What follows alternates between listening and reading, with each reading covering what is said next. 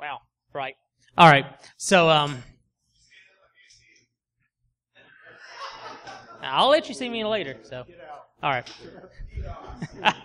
All right. So today, Eric and myself, we're going to be discussing phishing in a short form a little bit. Some of the processes that go into it, a couple discussions with it, and then at the end, we're going to be releasing a new tool.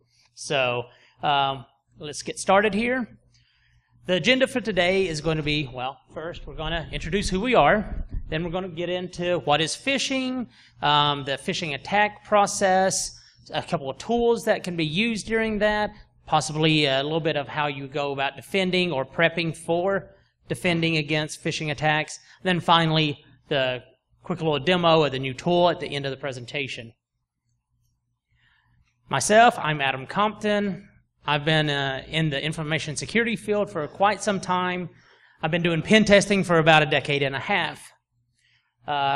People still ask me, am I a pen tester? What am I? I always refer to myself as a programmer that does pen testing. I know other people have different backgrounds, but I went to school for programming. I didn't go to school for pen testing, so. Eric? Hi, I'm Eric Gershman. So I started learning about security back in the early 2000s in high school. Eventually, I was able to turn that into a career as a systems administrator, and for the last 2 years, I've worked in security full-time for a local laboratory. So I help run the local DC865 group. We meet the first and third Thursday of the month at Knox Makers. That's my only shameless plug for the entire presentation. All right. Sounds good. So DEF CON has a number of groups that are basically local social groups. And DC865 is the DEF CON group for the 865 area code. Oh, cool. Yeah. All right. So let's get started a little bit now that you know who we are. What is phishing? Yeah, the obligatory little image there. So at its core, phishing is nothing more than sending some electronic message to a target, an attacker sending an electronic message to a target, trying to convince them or coerce them into providing information, sensitive information, or perform some action that might give the attackers some specialized access to a file system, to data, something of that nature. At its core, that's what it is. It can take many different forms. It can take a form of email, instant message, any other form, SMS I've even seen as well. Phishing started, at least the term itself started back in 1995 with AOL Hell, and we'll just talk about that here in a little bit. But it started out with just people running Visual Basic and other scripting commands like that at the time, trying to imitate being a AOL admin over instant message, trying to get people's credentials, things of that nature. And that was one of the first times the term phishing actually appeared anywhere, and then it was actually with an F instead of a PH. But things have progressed considerably over the 20 years since then, and people still fall victim to it every day. This is just a screenshot of AOL Hell, somebody trying to phish somebody via instant messenger. If Eric wants to point to fun things on there. Okay, Vanna? Here's the instant messenger. Yes. And it's basically trying to compromise the account. You want to say something? Go ahead. Sure. So here, it's scripting the message to try and compromise someone's account. This is a chat room attack where they're trying to steal credentials. Yeah. And it worked in 1995, and versions of it still work today. Well, not necessarily with AOL, but... All right. So you're going to do a phishing attack, or somebody does a phishing attack against you or a company. What are they doing? What are they after? More times than not, they're looking for either access into the network or credentials, which in turn gives them access into the network.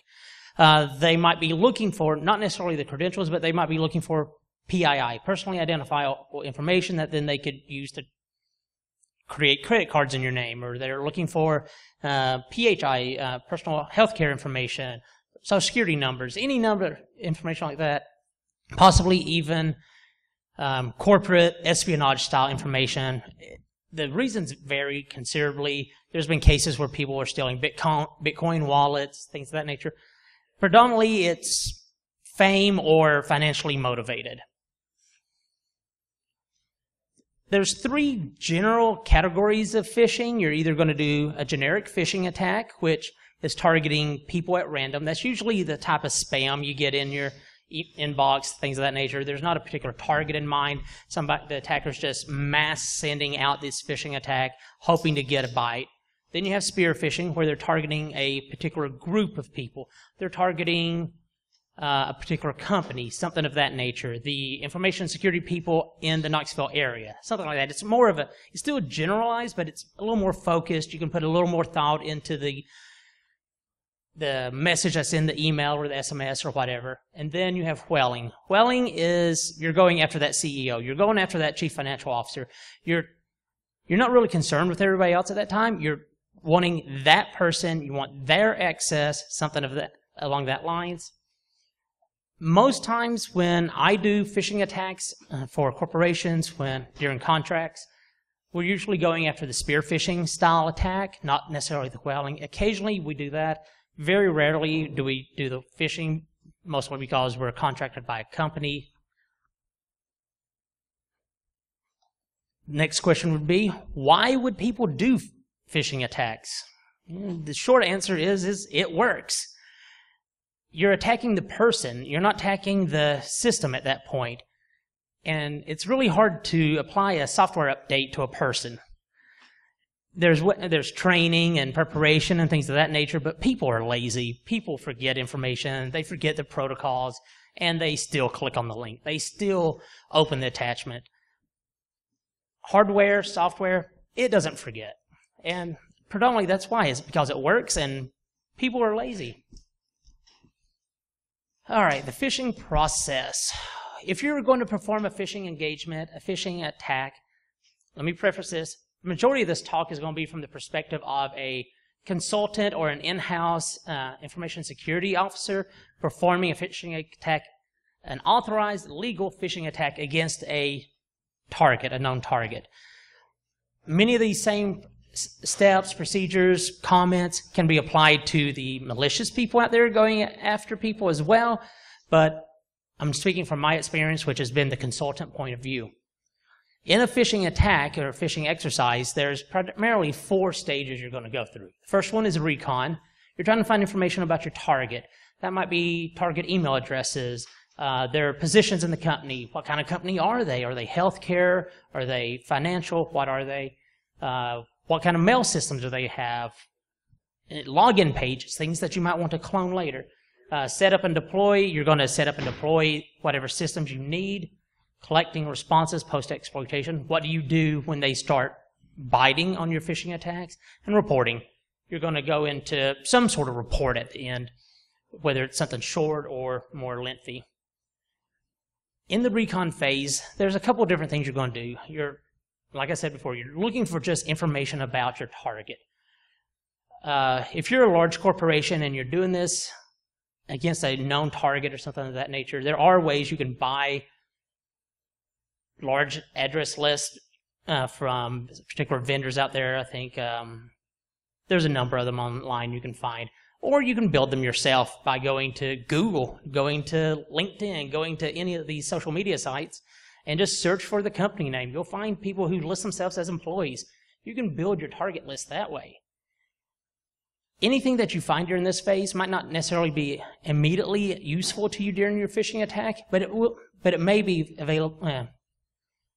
It may be important at some point down the road, because right now you might just be finding your targets, but later on you're wanting to do a site cloning to build a phishing site. Information from this phase is going to come in handy. You might want to use their mail server if they're an open relay. That's going to be handy down the road. And during this phase, there are 2 different types of information gathering. Go ahead and throw that out there because people discuss it a lot.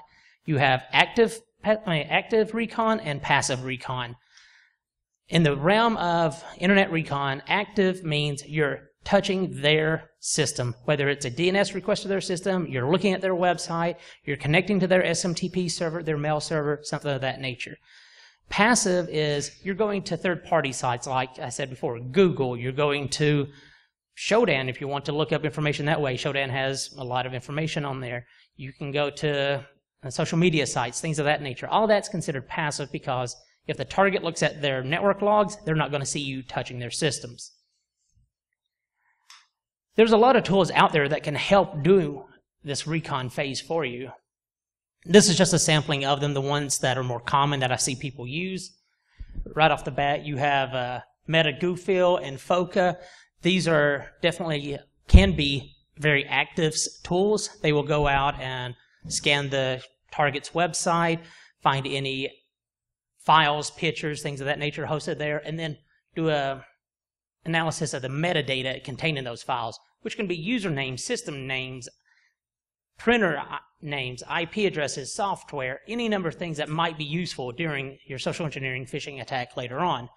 Next up, you have NetGlove and Maltego. These are more general purpose ones where you can give them any number of transforms and features. You can give them a particular company name, and from that you can make your way all the way down to all the employees and their social media sites and what have you. It's not quite automated. It can be in a certain way, but it's a very useful tool. Keep in mind, Maltego is a paid tool. There is a free version of it as well. Then, of course, you have the strictly command line ones of Recon NG and the Harvester.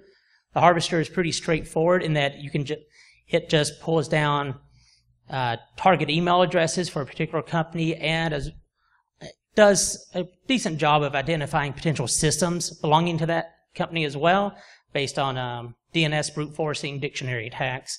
Recon NG is a Swiss Army knife of sorts of it as well, much like Maltego is, in that it has lots of different features. You can query LinkedIn, you can do Google searches, and there's lots of features in there. All of these work very well during the recon phase.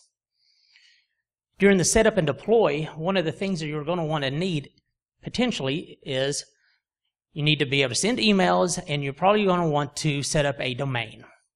Why would you want to set up a custom DNS domain? Well, it's going to make your attacks look more valid. For example, if a company is, let's say you're going after, let's pick one of the large ones, Microsoft. You can change the O to an A in micro, so Macrosoft or something like that. It's something trivial, something small that the person isn't hopefully going to notice, more likely to entice them to click on the link as opposed to if it was a strict IP. That's just one of those things. Also, if you have a domain registered, you're likely going to have an email address associated with it that comes with the registration, so you can send email that way. Or you can find mass mailers online, which allow you to send out lots of emails. These are typically paid. Or you can find an open relay, whether it's hosted by yourself, some third party, or the company itself. I've found many times that the company I'm targeting, their mail server is an open relay, which makes my job a lot easier on that aspect. Next, you're going to want to deploy a website of some kind if you're not doing an attachment-based attack. Attachment-based attacks, you're going to need to build that, and we'll discuss that in a moment. But if you're doing a credential harvesting, a browser exploit, something of that nature, you need a website. And in the website, you're going to need a web server. You're going to need any site that you want to clone, or a web application or website that you're wanting to build from scratch. One way or another, you're going to want to have a website out there, and these are just some of the common things that I encounter when I'm doing it. Exploits and other attachments. I said if you're doing an attachment-based attack, you're wanting to build out that malicious attachment. You want to build out that malicious payload. If you're doing a browser exploit, using something like a browser exploitation framework, BEEF, you're going to want to set that up, get it set up. You can use something like, I'll discuss some of this later, like Social Engineering Toolkit or any of these other tools that will allow you to attack the browsers, things of that nature. And as I say at the bottom, one of the most important things that you need to do during this phase before you start sending anything to the customer in the form of emails, test everything. Once you start sending those emails, you can't really back up. Because if you send those emails and they click on the link and it goes to the wrong IP or your payload fails, you really don't get a second chance at that. So make sure everything works on your own environment before you start sending it out to the customer. So let's say that you got everything set up, you did your recon, you set everything up, and you deploy it, you send your emails, everything's fine. You start collecting data back, whether it's credentials or it's reverse shell if you're doing a attachment-based attack, something of that nature. What are you going to do with that? This comes into the same thing that you're going to encounter during most pen test engagements, whether it's phishing or not. You're going to need to have your post-exploitation lined up. What are you going to do? Are you going to just sit there and capture the credentials and report on it? Well, if that's what the customer wants, fine. But most likely, you're going to take those credentials, take that reverse shell access, and do something with it. You're going to want to go into their network, log into their OWA or what have you, search for interesting information, take screenshots as you're going along for the report. If you have a remote shell access, jump on, see what you can do. In short, you're going to want to pillage as much as you can within the scope of your contract. Then finally, create that report. Everybody hates doing it. You got to make that report if you're doing a paid engagement. If you're not being paid to do it, it's up to you, I guess. But most of the time I'm doing this, it's for pay. So, and we're going to step over to Eric now. Give me 1 second. I'm going to set up this. What's going on? Oh, the clicker? Yeah, I'm going to try and get the clicker. Okay, so I created a walkthrough of a credential harvesting attack using Morning Catch. Now, Morning Catch is a vulnerable virtual machine that was created by Raphael Mudge in order to demo phishing and client-side attacks. So here we have the Morning Catch server, and it's running the website and the mail server for Morning Catch Phishing Industries. There's a number of users, including the CEO and the sysadmin, and then we have an attacker over here. The attacker has registered a domain that looks similar to Morning Catch, Mornin Catch, without the G. You can see here that they look very similar, but you can tell the difference when you line them up. So in this example, we're going to be stepping through the reconnaissance, the setup and deployment of our attack, and then we're going to be collecting responses. So starting with Recon, we find the morningcatch.ph website. Immediately we see that there's an employee directory right here, and there's also an employee login here. So let's go to the employee directory. The employee directory actually contains the name, position, and email of everyone in the company. We see that there's the CEO, Richard Bourne, and then the sysadmin, Boyd Genius. This is going to be really vital for targeting our attack. So moving on to the employee login, we get to the Morning Catch corporate email. Let's start by cloning the site. There's a number of purpose-built tools, and there's a lot of different ways to clone a site. In this example, we're just using wget. And after we clone the site using wget, we go through and we fix the site. And this next part is very important. In order for our attack to be successful, we need a way to capture the username and password credentials once they're entered into the cloned site. We can write a small PHP script that will record all of the session variables and forward the victim to the new site. In this case, we're taking the username and password, and we're recording it to creds.txt on our cloned site web server. And then we're forwarding them to the real site, to the legitimate mail site. Does that make sense to everybody? Very cool. Do you have a question? Oh, sorry. Yeah, I raised my hand. So this is probably the most important part of our attack. So if we stop the script here, the script wouldn't be executed. We need to go into the mail site and change the form element to be our new form. And here we changed it from index.html to form.php. So now that we have cloned the site and we've created a way to record the data, we need to set up the server and finally test our attack. So here we are correcting the permissions for our cloned site and then starting up Apache. So here we have the test version of the site.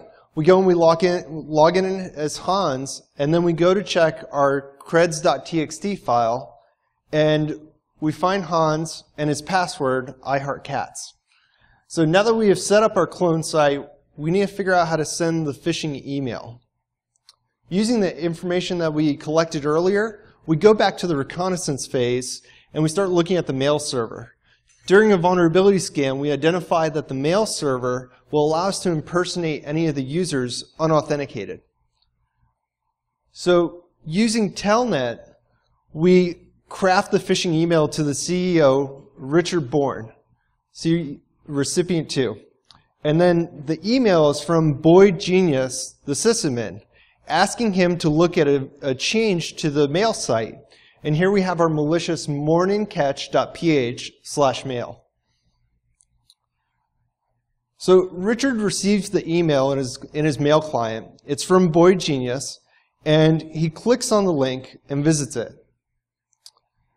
Then he signs in with his credentials, and here you can see the clone site's domain, morningcatch.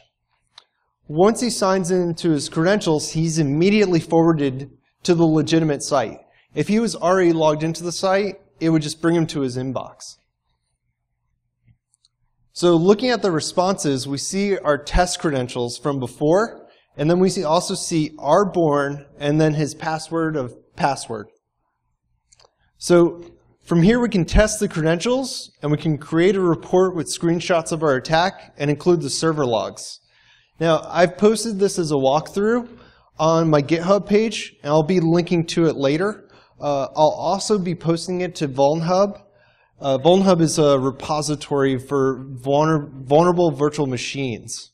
Does anybody have any questions about this? So, moving on, there's a number of different phases to incident response. This may look familiar to you if you've seen SANS and NIST has a guide to incident response. And there's different phases that you can, where you can secure and prevent and handle an incident. So the one we're going to focus on is one of the most important, which is user awareness and testing.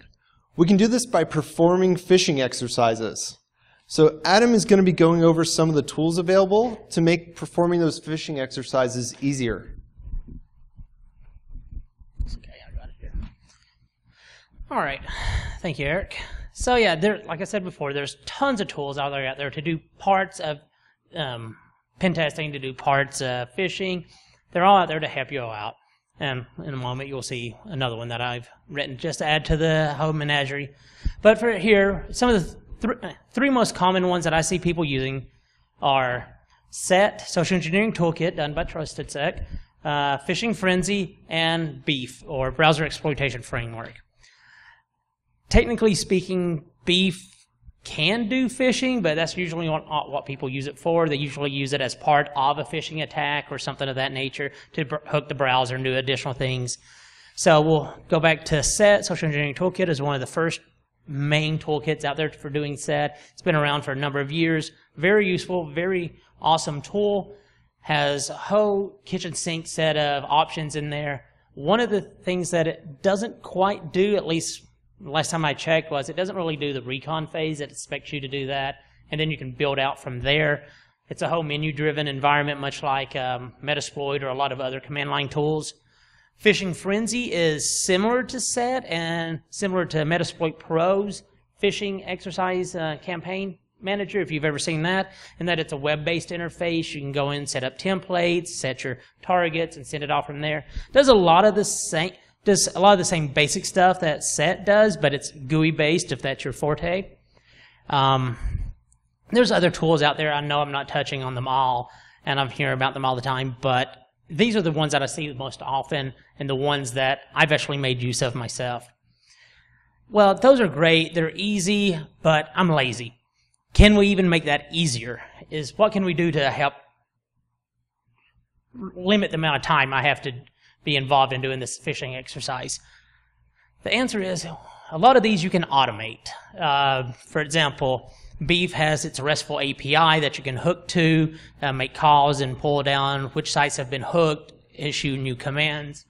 You have Recon NG, as we were referring to before about the Recon phase. It actually has Recon CLI, which allows you to do a command line API call, if you will. You have set with SE Automate. There's other ones like the Harvester and DNS Map and all these other tools which can play a part of your whole phishing exercise with the Recon or what have you. That are just command line tools. And using stuff like Python and Bash and other scripting tools, it's easy to issue those commands, grab the output, parse it into something useful, and then continue on. As I said, I'm a programmer and I'm lazy, so I ended up taking those same steps and the steps that I've been doing for years of doing the Recon, setting up the websites and all that, and wrote a little tool around it called SpeedPhish Framework. Yes, I forced it to be SPF because I just like to play on the sender policy framework. I thought it was amusing. It probably is going to come back to bite me at some point, but I thought it was amusing, so I'm leaving it at that. What does it do? Actually, it does the same things I just said, but it automates it. It can go through all the various stages of a standard phishing exercise, such as Recon, set up and deploy, the collection of data, and then the reporting. It's written in Python, and it can be as automated or not automated as you wish. By default, it goes in and query and asks you at each step, but as with a lot of other great tools, the -Y says just answer yes and run. And you just sit back and hope at that point, but it's worked fairly well for me so far, and it's been used on a small number of phishing exercises for myself and for the company I work for, and it's been fairly successful in every case so far, and it's minimal setup. One of the things I want to say is it is all self-contained at this point, except for a couple Python dependencies. It can make use of external tools. Currently, the Harvester is the only one that I'm incorporating. I have Recon NG, Beef, and a few others that I'm developing the hooks for, but I just haven't implemented at this time for this talk. So it should be able to be grabbed from GitHub and run on pretty much any Debian-based system at this point, hoping to expand that into other systems later. So, like I said before, it does all the different steps of the phishing engagement. It can harvest email addresses from the internet. It can set up and setups and host various websites based on templates that are available, which are easily added to, and we'll get to that later.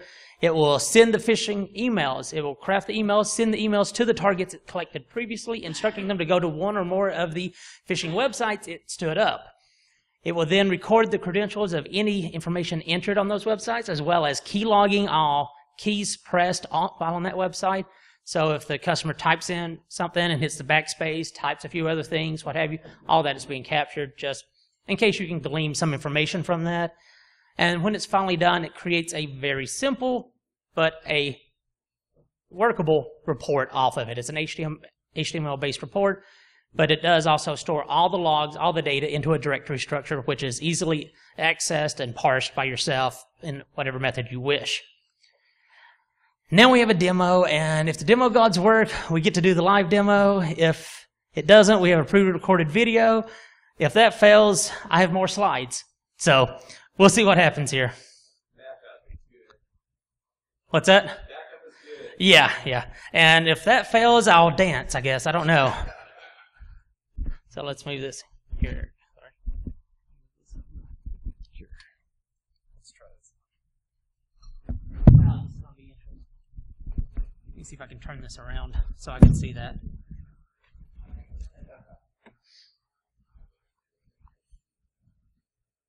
All right. So, all right. Actually, I'll just hope. No, that'll work. Can I do that? No, I'll just work it like this right now. So, right now, I'll hold it. Yeah, why don't we change it to mirror and I'll... Go talk for just Yeah. a second. Sorry about that. So does anybody have any questions so far? We're just going to take care of the video right now, and it's probably going to be a lot easier to do mirroring and not type and go like this. So, are there any questions? All right. Oh, go ahead. All right, sorry about that. Sorry for the technical difficulties. So we're sitting in the directory I downloaded from GitHub, and I just want to go up a directory here. And if you look around, it has the standard install file, the license, README, all of that. So let's look at the requirements.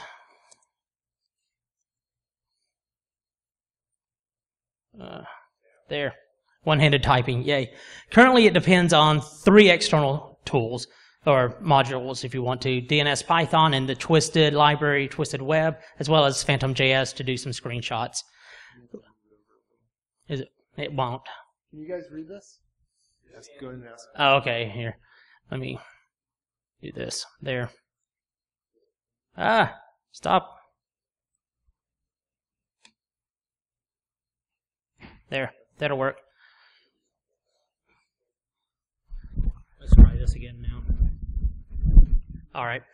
Can everybody still hear me? All right. So we're in the directory, cd into SPF, and we see the base directory of the tool. Go ahead and run the SPF tool with the obligatory -H, and you see the usage policy, or the usage file. There's all kind of different things in here, and you can take a look at it in your own leisure.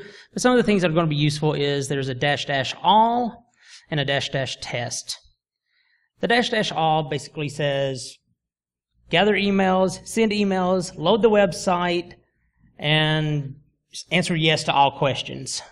The --test basically does the same thing, but instead of sending the emails, it simulates sending the emails. So if you want to test everything before you send it off to the customer, that would be my suggestion.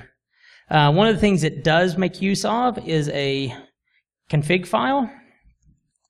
So here's just a view of the config file. It's some of the basic things you want to do in there. You can set up your SMTP information, who are you sending email as. You can do Gmail, you can do your own. So there's other options in there, and if you read through some of the README and all that, you'll find some of the other options. Right now we're just going to leave this alone because we're just going to do a simulate when we get to it. So jump on down. Okay. Let's go ahead and run it with, let's see what the options, okay. So run it with the --test, and we're specifying the domain of example.com. Let's go after them. So as you can see, it's going out, it's using the default.cfg config file. You can specify different ones. Without specifying different ones, it looks for that one.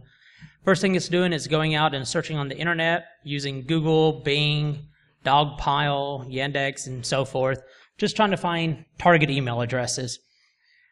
And Yandex and Baidu seem to take a little while, but we'll step through this in a minute.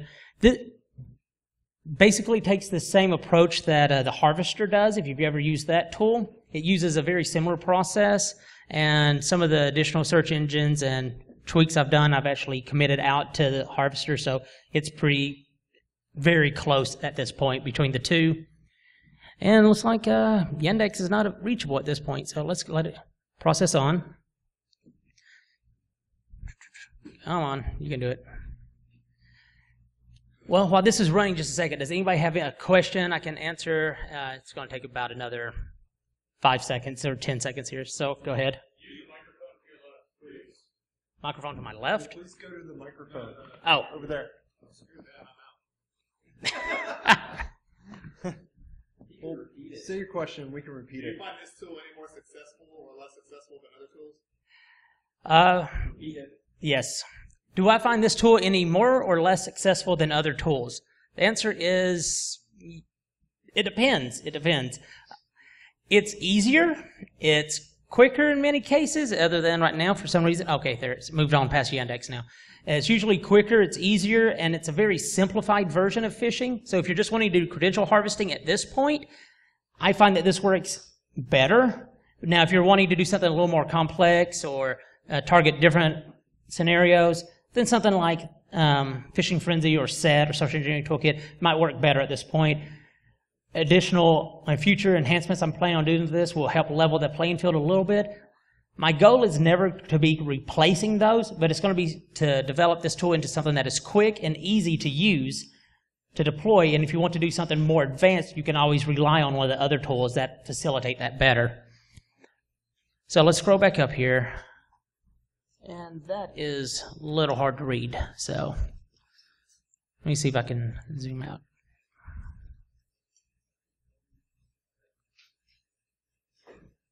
Oh, well, that didn't help any, so my bad. So what you'll see is it finished with the email harvesting.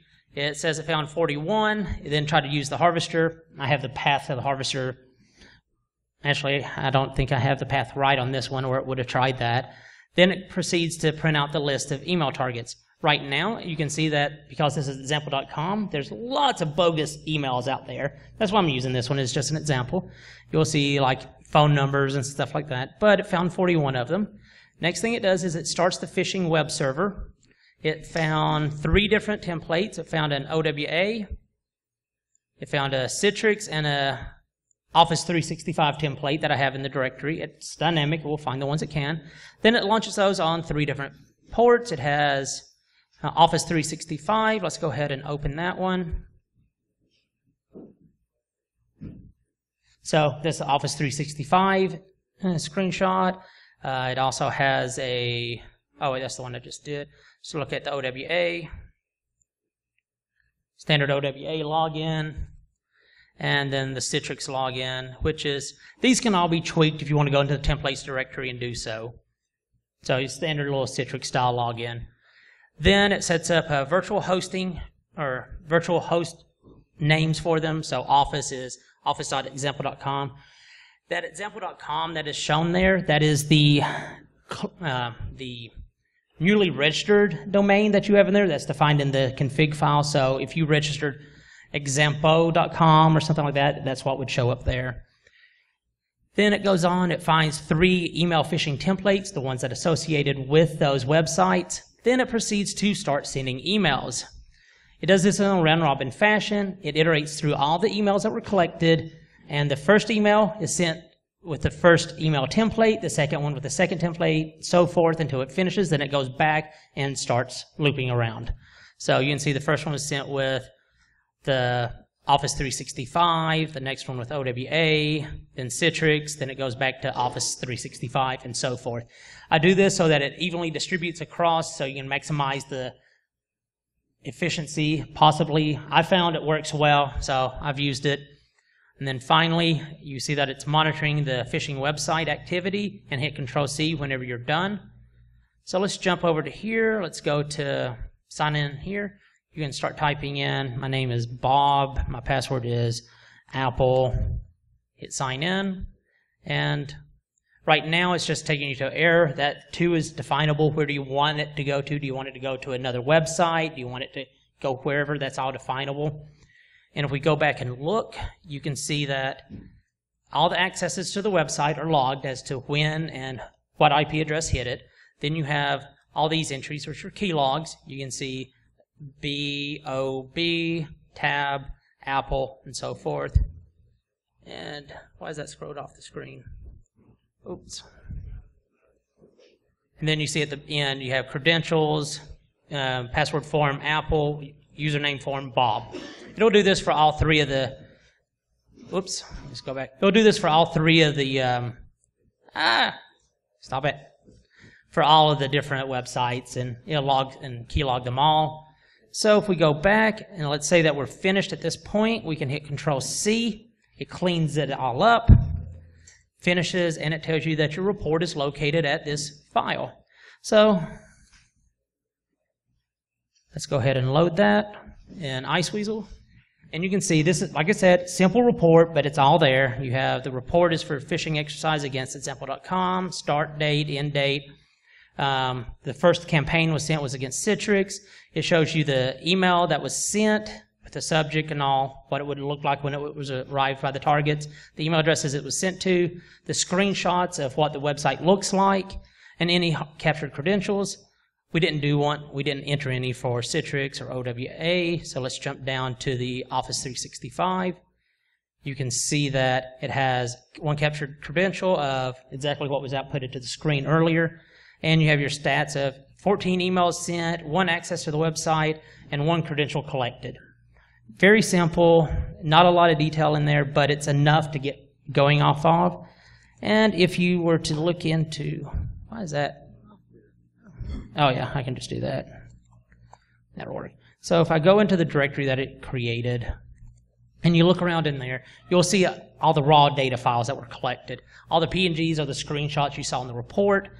There is one file here that is the most comprehensive, and that's the process.log. That is all the output that came out of the tool logged into a file with timestamps in front of each of the commands. So, I mean, everything that came out is dumped into here. Otherwise, you have other ones like, what was that? The Office 365 log. It's all the data that came from the Office 365 website, all the key logs, all the access credentials, so forth. And if you want to look at one of the template files,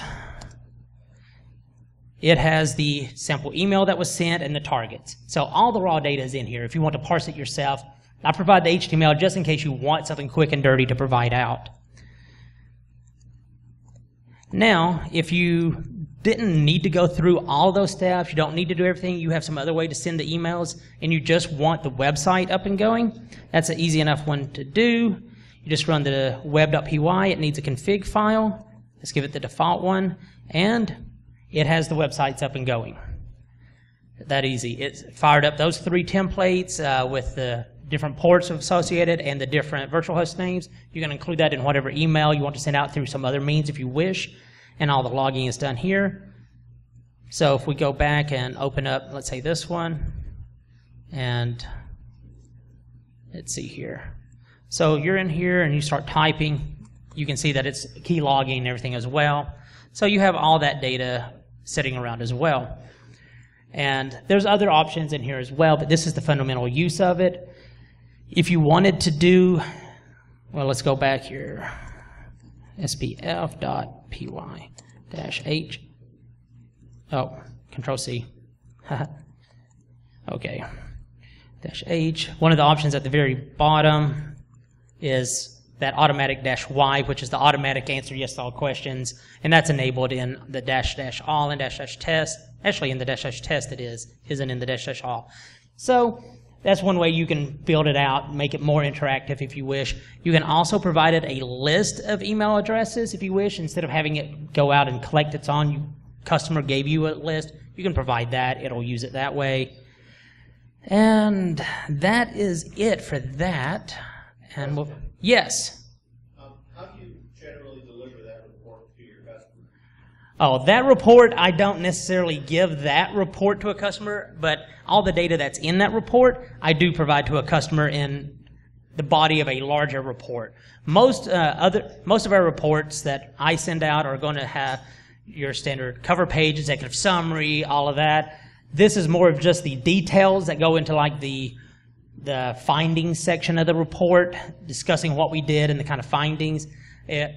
It's going to have different formatting, but all that same data goes in there. Once that's cleaned up and finished, it's bundled, peer-reviewed, proofread, and then sent out to the customer. If the customer does not want their password shown, that obviously will have to be sanitized before it gets sent out. Beyond that, it's much the same way as it's displayed there, just in a Microsoft Word document that then is generated into PDF and so forth. Did that answer your question? Yes. All right. What was going to be my next question? So you were good. All right. So we did the demo, so we can skip over these. These are just in case everything failed. So it's your config file, all the standard things that we went through, and then future features. Among the different things I can do this now. Among the different things I plan on doing between now and into the summer is there's 2 main features I want to add: the company profiler and the pillage feature. I know it's a way overused term, but still, the company profiler. What it does is it will go out. You'll provide it the company domain name, company name. It will go out and do a DNS lookup, dictionary tag on that domain, find all of the subdomains, if there's an OWA, if there's a mail, email, SMTP, things of that nature, and try to identify things such as login pages, what mail servers they use, things of that nature. Some basic active recon against that company. It might include some passive. From that point, it will then, based on the data it collected and the templates that are available within SPF, it will determine which of those are likely to work. If the customer does not have a Citrix login, it probably won't use the Citrix template. If it has an OWA, it will probably use the OWA one, things of that nature. That can obviously be overridden, but that's the kind of logic that's going into it. Additionally, if it finds that they use a Lotus Notes login, it would then, and we don't have a template for that, it would try to do a site clone of that website login and then make a template and then deploy that automatically. So it will auto-tailor itself to the target that you're going after. That's the company profiler. The Pillage builds off of that in that if a IMAP or a POP account was identified, it would then, any credential it finds, it will try to authenticate to that and flag whether it was successful or not, meaning was it a valid or non-valid. It will be recorded either way, but if it is valid, it will then go into the Pillage portion, which is it will start searching through the subject lines and bodies and what things of that nature as it can, trying to find things that match sensitive keywords such as password, login, account, SSN, things of that nature, employee. And if it finds one, it'll download it. This is something I'm planning on working between now and August before Las Vegas and trying to have in there. If anybody has any suggestions of other features that would like to see added in or would like to help on one of those, by all means speak up and help me out. We can talk later. And beyond that, incorporating more external tools. I'm already planning Recon NG, Beef, possibly SET, and a few others. Possibly more fancy reports. I don't know. I think I'm fine with it as it is. Possibly just more verbose logging in places. And with that, we say thank you. And if you have any questions, yeah, thank you. Yes. Info on us, where you can reach us. And if there's any questions, by all means, let us know, and we'll try to address any that we can in the time that's remaining. And the tool can be downloaded from my personal GitHub at the moment at Tatanis/SPF. Thank you. Yes? Out of all the times you've used this, have you not been able to catch after at least one credential? Every time I've used this, all right. Of all the times that this tool has been used on an engagement, has it always had success? The answer is yes. It has always managed to get around a 20% success rate on just the base utilization of this without any tweaking or modifications.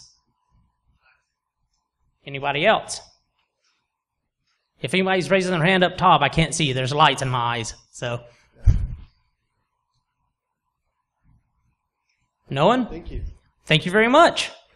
Have a great day.